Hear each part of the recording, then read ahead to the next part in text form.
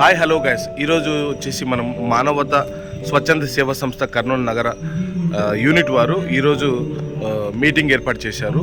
అసలు మానవ జీవితం ఎలా ఉంటుంది, ఒక మనిషికి మనం ఏ విధంగా సాయం చేస్తామనేటువంటి ఒక మంచి కార్యక్రమం, రక్తదానం చేయడం అటువంటి కార్యక్రమాన్ని ఏర్పాటు చేశారు. మీకు వీడియో చూపించాలనుకుంటున్నాను.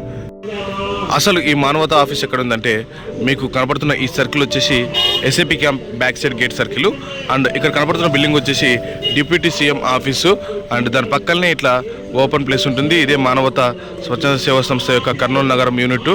ఎవరికైనా కానీ ఉచితంగా వాహనం కావాలంటే, బాడీ ప్రెజర్స్ కావాలన్నా, రక్తం కావాలన్నా కానీ ఇక్కడ సంప్రదించవచ్చు. ఇక్కడ స్ట్రైట్ కనపడుతున్న బిల్డింగ్ వచ్చేసి విజిలెన్స్ ఆఫీసు. ఇలా స్ట్రైట్కి వెళ్ళిపోతే హైవే వస్తుంది. ఇదే చూడండి, మీకు ఎవరైనా కావాలంటే అడ్రస్ ఇది. మానవత అంటే ప్రతి మనిషికి కూడా మానవత్వం లేకుంటే భూమి మీద బతకలేము. కాబట్టి ఈ మానవత మీటింగ్ అనేటువంటిది స్వచ్ఛంద సేవా సంస్థ వారు కర్నూలులో ఏర్పాటు చేశారు సంవత్సరానికి ఒకసారిగా. ఈరోజు వచ్చేసి చాలా గొప్ప గొప్ప వ్యక్తులు వచ్చారు.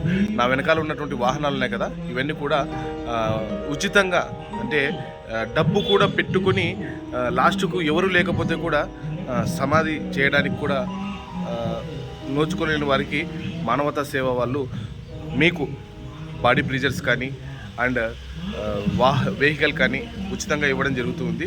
ఏది ఏం కథ ఈరోజు మీటింగ్లో ఏం చెప్తారని మీరు వినండి. Please watch and enjoy. మొత్తానికైతే నేను మానవ సేవ అనే కార్యక్రమంలో జాయిన్ అయ్యాను రాజన్న గారి ఆధ్వర్యంలో. సభ్యులందరికీ నా హృదయపూర్వక నమస్కారాలు.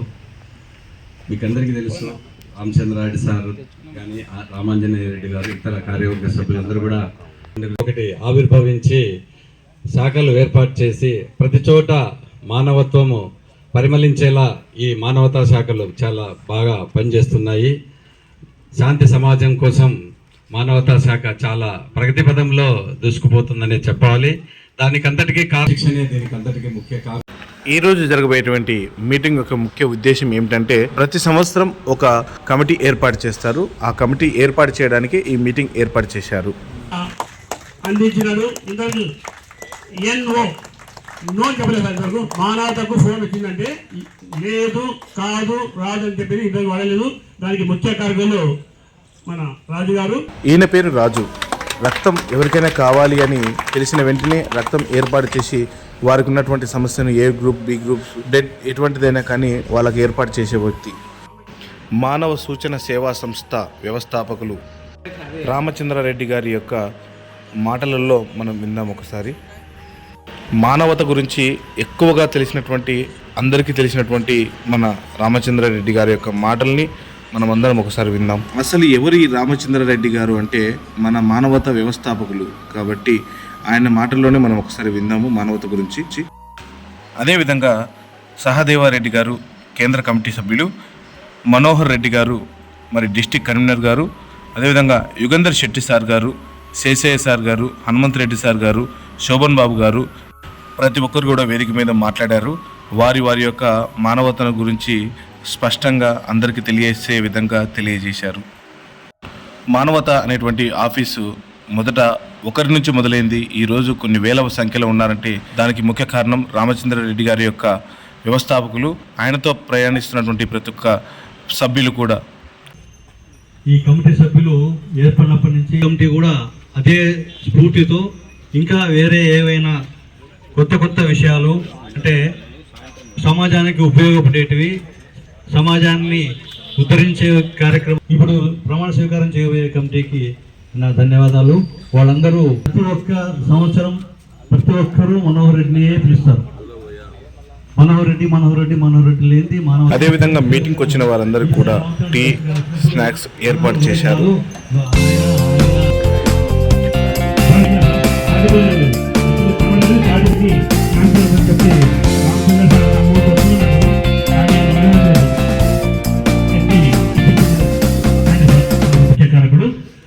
మరి మానవత ఆఫీస్ అనేది ఎలా ఉందో చూపిస్తూ ఉన్నాను కదా. ఇది వచ్చేసి రేకుల షెడ్డుతో తయారు చేశారు. అద్భుతమైనటువంటి ఒక ఇల్లు ఎలా అయితే ఉంటుందో అలాగా చాలా అంటే చాలా బాగుంది. స్వామి వివేకానందుడు మాట్లాడిన ప్రతి మాట ఉపనిషత్తుల్లోని బ్యాక్గ్రౌండ్తోనే ఆయన ప్రసంగాలన్నీ కూడా జరిగాయి. ఈ విషయం చాలా మందికి తెలియదు. విరాళాలకు వెళ్ళొద్దని చెప్తున్నాం. పెద్ద ఆయన కూర్చున్నాడు. కానీ స్థూల దేహం కానీ ఏర్పడతాయి. అవి లేకుండా ఏది ఏర్పడే అవకాశం లేదు.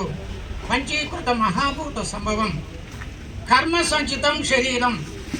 మానవునికున్న ఈ దేహం ఎట్లా ఏర్పడిందంటే పూర్వం వాడు చేసుకున్న పాపం. నాకు కష్టం లేదండి, డబ్బులున్నాయి, బంధువులు ఉన్నారు. అదేవిధంగా మీటింగ్కి వచ్చిన ప్రతి ఒక్కరికి కూడా రిజిస్టర్ మెయింటైన్ చేస్తూ ఉన్నారు. అందులో వారి పేరు, వారి చేస్తున్న వృత్తి, వాళ్ళ కాంటాక్ట్ నెంబర్ రాయాలి. అలా అందరికి కూడా ఏర్పాటు చేశారు. అందరు కూడా రిజిస్ట్రేషన్ ఆ బుక్లో ప్రతి ఒక్కరు కూడా పేరుని నమోదు చేసుకున్నారు.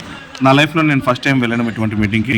వాళ్ళ యొక్క అభిమతాన్ని వ్యతిరేకించి మీరు ఏ పని కూడా చెయ్యొద్దు అని చెప్పి కుశల అన్న ప్రమదితవ్యం అని చెప్పేవారు. ఇక 4వ అంశానికి వస్తే భూచైనా ప్రమదితవ్యం. సత్కార్యాలు ఎక్కడ జరిగినా సరే మిమ్మల్ని పిలిచినా పిలవకపోయినా మీరు వాటిలో భాగస్వాములు అయిపోండి. నన్ను ముందు పిలిచినాడా, నేను మైకులో ముందు మాట్లాడానా, వెనక మాట్లాడానా, నా పేరు పేపర్లో వచ్చిందా లేదా, మన పేరున్నా లేకపోయినా, పేపర్లో రాసినా రాయకపోయినా భగవంతుని ముఖం చూసి మనం పనిచేస్తున్నాం. కాబట్టి మనం పని చేయాలంటే ఫలితం ఆయనకు వదిలేద్దాం అన్న దిశగానే మనం వెళ్ళాలి తప్ప మనం సత్కార్యాలకు మమ్మల్ని పిలిచినారా లేదా, నేను విరాళం ఇచ్చినా అది నిన్న కూడా చెప్తున్నాడు.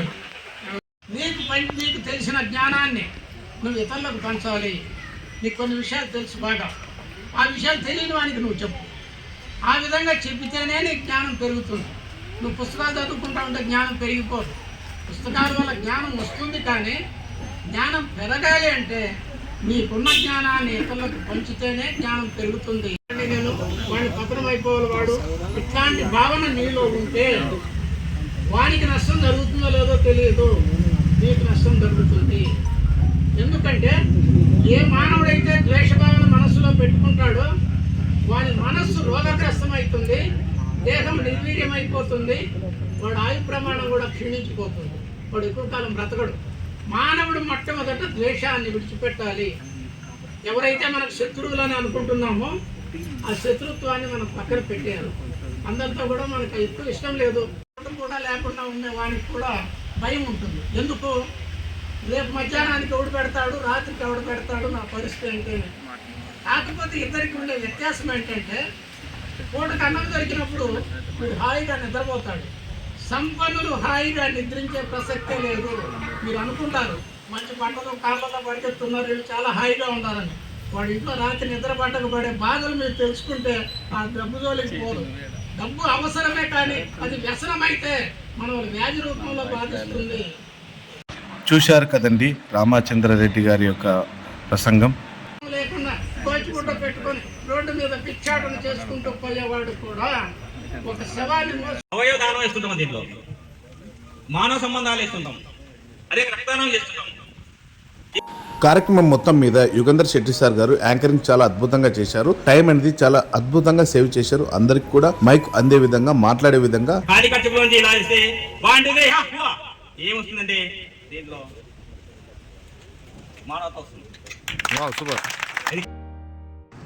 మానవత గురించి చాలా చక్కగా పాట పాడాడు. అదేవిధంగా ఒక చక్కటి మ్యాజిక్ షో కూడా చేశారు సారు. ఆ తర్వాత మీటింగ్ లో స్త్రీలకు కూడా అవకాశం ఇచ్చారు మాట్లాడడానికి. మేడం గారు, యానీ ప్రతాప్ మేడం గారు అండ్ అపర్ణ మేడం గారు, కార్తిక లక్ష్మి మేడం గారు కూడా మాట్లాడారు. చాలా చక్కగా వివరించారు. మానవతలో మేము కూడా భాగస్వాములుగా ఉండి సేవ చేస్తున్నందుకు చాలా గర్వపడుతూ ఆనందిస్తున్నామని చెప్పారు.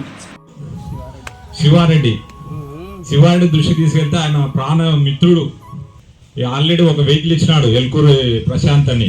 వారి జీవితాలలో వెలుగులు నింపడానికి కృషి చేస్తామని సంస్థ.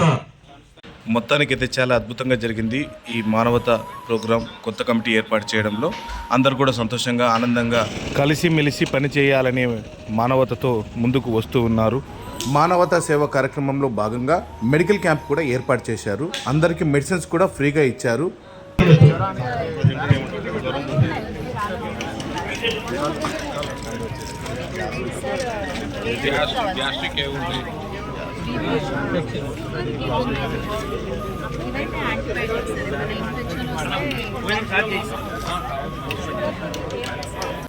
నూతన కమిటీ ఏర్పాటు చేసిన తర్వాత అందరికీ కూడా భోజనాలని ఏర్పాటు చేశారు. అందరూ కూడా భోజనాలు స్వీకరించుకొని హ్యాపీగా, ఆనందంగా కూర్చొని మాట్లాడుకున్నారు. చాలా అంటే చాలా సంతోషం అనిపించింది నాకు. ఓకే ఫ్రెండ్స్, ఈ వీడియో కనుక మీకు నచ్చినట్లయితే లైక్ చేయండి, షేర్ చేయండి. కొత్త వాళ్ళైతే సబ్స్క్రైబ్ చేసుకోవాలని కోరుకుంటూ ఉన్నాను. నేను మీ కరుణ్ రఘు సింగర్. రామచంద్రారెడ్డి సార్ గారి ఆధ్వర్యంలో చాలామంది మానవతా సేవ గురించి తెలుసుకున్నారు. అసలు జీవితం అంటే ఏంటి, జీవితంలో మనం ఏ పాత్ర వహిస్తున్నామో మొత్తానికైతే ఈరోజు నేను ఒక మంచి మెసేజ్ తెలుసుకున్నాను. Thank you so much Raja.